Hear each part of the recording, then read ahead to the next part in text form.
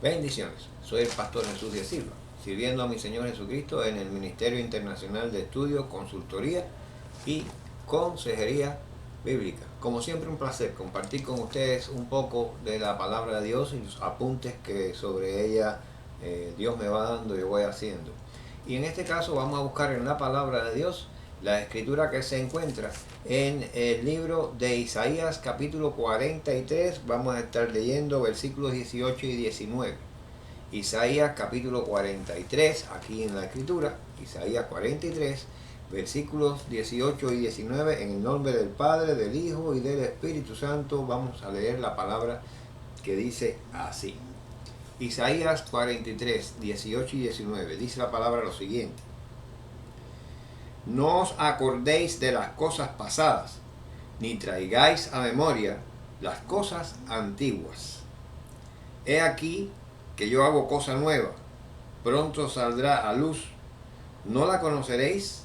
Otra vez abriré camino en el desierto y ríos en la soledad. Dice el 19 de nuevo: he aquí que yo hago cosa nueva, pronto saldrá a luz. ¿No la conoceréis?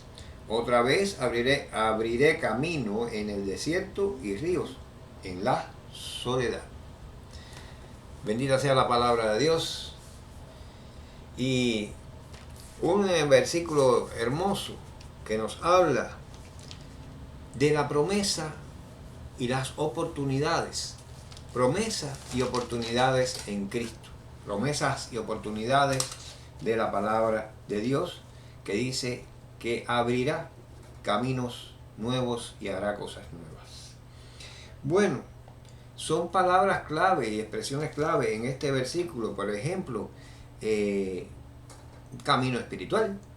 Podemos hablar también de cosas nuevas que el Señor va a hacer, ya las conocidas irán quedando en el acervo de nuestros conocimientos, valga la redundancia, de lo que ya debemos saber y en lo que debemos estar seguros. Habrá cosas nuevas y también podemos hablar de ríos espirituales. Es decir, habrá caminos espirituales, caminos en los sequedales, caminos en el desierto, y habrá ríos espirituales. Decía un ateo prominente, Carlos Marx, decía en su libro, ¿qué dijo? En su libro dijo Carlos Marx: el cristianismo, voy a parafrasear, el cristianismo está hecho o es cosa únicamente de ancianos, de mujeres y de niños. Esa opinión tenía Carlos Marx del cristianismo. Y bien, una opinión totalmente desvirtuada y nada bien fundamentada. La realidad es que la Biblia no es nada viejo, no es nada vetusto, no es nada arcaico, no es nada anacrónico. Al contrario, cada cosa de la Biblia se cumple en nuestros días al punto, a la letra. Dios realmente es constante en su provisión. Dios es constante en su provisión de oportunidades, en su exhortación al renovamiento y en la aspiración a el crecimiento en su palabra. Mientras más le estudiamos y más leemos la palabra de Dios, más vemos que este mundo amplio de cosas nuevas, de oportunidades nuevas y de crecer no solamente como persona ética y moralmente, sino espiritualmente, están abiertos. Ese es un mundo abierto ante nosotros. Solamente los ciegos espiritualmente no lo ven, pero la iglesia lo ha experimentado así durante muchos siglos. Es la experiencia personal de muchos cristianos. Entonces todo esto está respaldado porque la Biblia tiene una característica muy importante, a diferencia de otros libros que pudiéramos mencionar y que hablan de otras religiones. La Biblia tiene la característica de un cúmulo de promesas grandes que se han ido cumpliendo a lo largo de la historia durante los siglos, y la iglesia las ha vivido y sabemos que se han cumplido justamente en sus tiempos exactos en los que la Biblia la ha predicho, dándole forma y dándole veredicto a cómo Dios ha ido anunciando que serían, que son y serán los tiempos de la iglesia en las cuales Él asombrosamente va a cumplir sus promesas. Yo quería hablarle de 3 sugerencias que yo les quiero dar a todos los que creen en la palabra de Dios. La primera sugerencia es: disponte a observar. Disponte a ser observador de la naturaleza viva alrededor tuyo. La naturaleza muerta también alrededor tuyo. Cada cosa ocupa su lugar. Cada cosa tiene su porqué de estar donde está. Cada cosa se rige por leyes hechas por el creador del universo. Leyes que no hizo ningún hombre ni legisló ningún hombre. Hay una mente inteligente, Dios, que todo lo creó bajo leyes. Las estaciones del año no se cumplen en otro orden que no sean las que Él las ha hecho cumplirse. El sol no sale sino a su hora y se oculta a su hora según el lugar geográfico del que hablemos, pero eso no varía, eso se mantiene como una regla constante. Así podemos ver muchas otras cosas que suceden a nuestro alrededor y responden a una inteligencia que las creó y las puso donde están a funcionar como funcionan. Pero también podemos observar que nosotros somos naturaleza. Nosotros somos parte de esa naturaleza y por tanto interactuantes con esas leyes y funcionales de acuerdo también bajo esas leyes de la naturaleza. Somos naturaleza inteligente. Vamos a observar ya entonces no solamente observar el paisaje de la naturaleza alrededor nuestro, sino el paisaje de nuestra vida. Vamos a observar cómo Dios se manifiesta en la naturaleza, en el paisaje de nuestra vida, de oportunidades que tenemos para escoger como seres inteligentes que somos. La bendición de Dios, si vivimos dispuestos a observar cómo Él cumple con su promesa, con su palabra, con sus leyes, la bendición de Dios no se hace esperar. Todo está en que nosotros estemos dispuestos a ver y observar detenidamente cómo las posibilidades de Dios nos las va dando en el día a día, en cada momento, en distintas circunstancias y lugares. Si somos observadores, nosotros vamos a tener la posibilidad de sacar mucho provecho de las circunstancias y lograr ver en ellas aquellas oportunidades que Dios nos esté dando. Sencillamente, lo que nosotros tenemos que saber hacer es enfocarnos en la palabra de Dios y en el Espíritu de Dios, que es nuestra guía, es nuestra lumbrera, nuestra lámpara. Nosotros podemos tener un reflector en la mano con una luz muy potente, pero por potente que sea esa luz y el alcance que tenga, si no está enfocado hacia aquel lugar donde vamos a encontrar lo que estamos buscando, que es la oportunidad en este caso, no la vamos a encontrar. Hay que enfocarse, hay que vivir enfocados en el Espíritu Santo, en la guía del Espíritu Santo, y esa es la luz que nos va a decir: mira, a pesar de las circunstancias, aquí Dios te está poniendo una oportunidad. Así que mi primera sugerencia es: disponte a observar las circunstancias a tu alrededor y hacia dónde te enfoca en medio de ellas, hacia dónde te enfoca en medio de la luz del Espíritu Santo. En segundo lugar, mi segunda sugerencia sería: detente a respirar.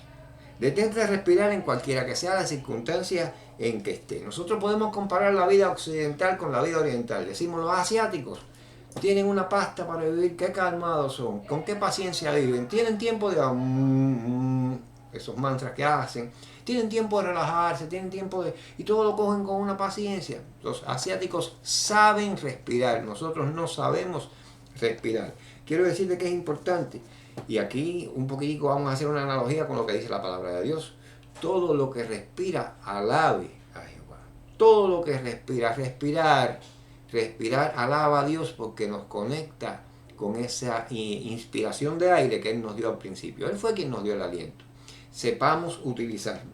Y esto lo acentúa la ciencia. La ciencia dice que la persona que sabe respirar tiene menos estrés. La persona que sabe respirar sufre menos ansiedad. La persona que sabe respirar sufre menos de conducta compulsiva. Esto hay que hacerlo ya, vamos a hacerlo, corriendo.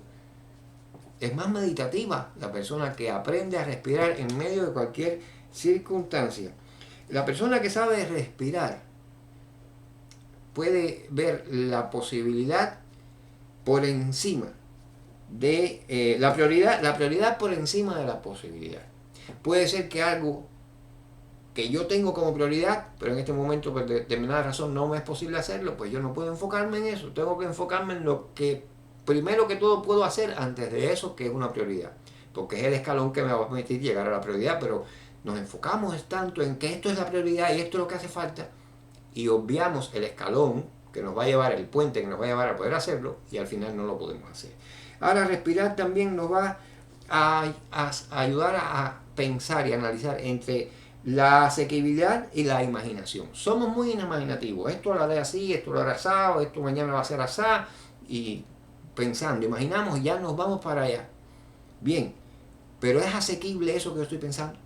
Entonces, no lo analizamos cuando vivimos agitadamente. Respirar nos ayuda. Respirar nos ayuda. Y ahora les voy a decir por qué. La ciencia lo ha descubierto. Por eso todo lo que respire, alabe Jehová. Todo lo que sepa respirar. Respirar nos ayuda a ver que esto que queremos hacer tiene que tener asequibilidad. Queremos hacerlo ya, esa conducta compulsiva. Pero primero hay que ver si yo puedo alcanzarlo desde la posición en que estoy. No puedo enfocarme en que eso es lo que quiero, eso es lo que quiero. Respirando, podemos entonces analizar esto: asequibilidad, o sea, posibilidad de alcanzarlo, e imaginación. Dice que cuando respiramos calmada y profundamente, llenando primero el vientre, luego el pecho, y luego expulsando, y repitiendo este ciclo, y lo hacemos de manera relajada, nuestras neuronas adquieren una formación. Mientras vivimos agitados, al compás de la vida agitada, sin meditar, sin respirar, las neuronas están así, como un agua hirviente, pero cuando empezamos a respirar y nos relajamos en medio de las circunstancias difíciles, las neuronas, está establecido, estudiado por la ciencia, por encefalograma, electroencefalograma y demás, adquieren una formación reticular, como en red. En vez de estar regadas y dispersas, como que se ponen en red. Y esto hace una apertura hacia que nosotros podamos asimilar mejor los momentos que estamos viviendo y analizarlos para entonces actuar. Esa formación reticular. Fíjense qué importante es la respiración. Todo lo que respire, alabe a Jehová. Así nos hizo Dios. Somos espíritus con un cuerpo, pero como espíritus en un cuerpo debemos aprender a controlar ese cuerpo. Esta es la segunda sugerencia que le estoy dando: aprender a respirar, porque las oportunidades muchas veces son como estrellas fugaces que pasan, y si no estamos listos, preparados, observando para alcanzarlas, se nos va. De manera que la tercera sería aprender a escoger.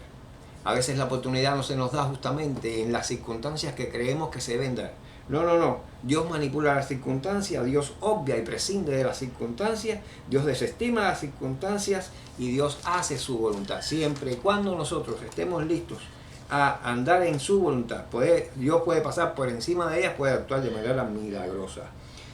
Esto nos aclara otra verdad, y es que la oportunidad Dios la puede presentar en las circunstancias más adversas. Ahora, ¿cuál sería nuestro enfoque? Que nuestro enfoque es aceptar que Dios es omnipotente, que Dios puede obviar y cambiar esas circunstancias, y nuestro enfoque debe ser la luz del Espíritu Santo guiándonos, concentrarnos y enfocarnos en la voluntad de Dios en medio de cualquiera que sea la circunstancia. Dios cumple su promesa, Dios es capaz de hacernos ver sus ríos fluir en el sequedal. Dios es capaz de hacernos ver el camino en el desierto. Dios es capaz de hacernos ver cosas nuevas en circunstancias en que quizás no esperábamos que estas cosas se nos dieran. Todo está en que nos concentremos en la voluntad de Dios, nos concentremos en la luz que el Espíritu de Dios es para nosotros y andemos bajo su guianza. Terminando esta enseñanza breve, recordemos que la promesa de Dios siempre va a estar vigente, lista para nosotros en cualquier lugar en que estemos, si andamos bajo su voluntad, bajo su palabra e iluminados por el Espíritu Santo. Dios cumple sus promesas y nos da siempre la posibilidad de gozar de ellas en muchos momentos de la vida, si nos enfocamos. O sea, mi primera sugerencia: si nos disponemos a observar. Segunda sugerencia: si nos detenemos a respirar. Y tercera sugerencia: que si aprendemos a escoger cómo enfocarnos en la voluntad de Dios y no en otras cosas, pues veremos promesas cumplidas en nuestra vida, muchas. Dios continúe bendiciéndonos, y los dejo con la bendición pastoral de 2 Corintios 13:14. Amén.